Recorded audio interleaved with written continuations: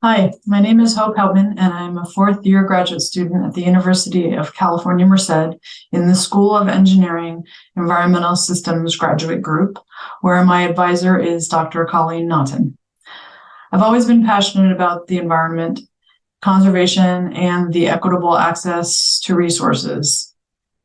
So when I joined UC Merced, I started exploring projects with a local reach that would serve nearby communities in the Central Valley.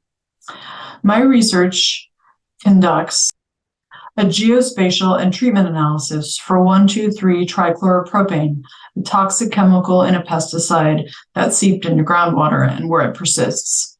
It is found in 13 states and Puerto Rico, as well as in countries in Europe and in Asia. TCP has one of the lowest maximum contaminant levels in California drinking water, 5 parts per trillion.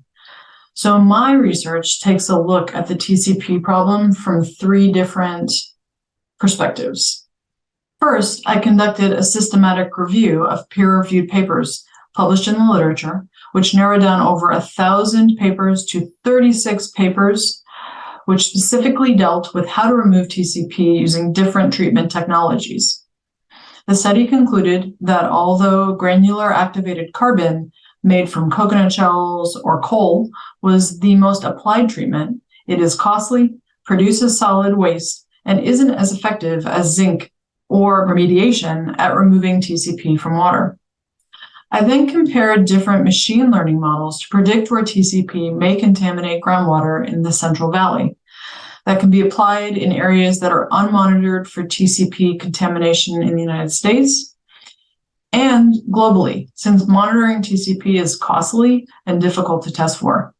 The research shows that hundreds of thousands to millions of kilograms of TCP may have accumulated in the subsurface and potentially leached into groundwater, and that the most important predictors for the spatial occurrence of TCP in groundwater are redox state, or how much dissolved oxygen is in the groundwater, precipitation, and nitrate contamination.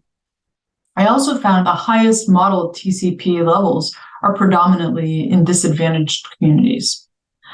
I'm currently working on the 3rd installment of my research, which is evaluating agricultural waste made from pyrolyzed, or in other words, charred almond shells, which are abundant in the Central Valley. And also, I'm looking at home point of use treatments and their ability to remove TCP from tap water. Thank you so much for listening.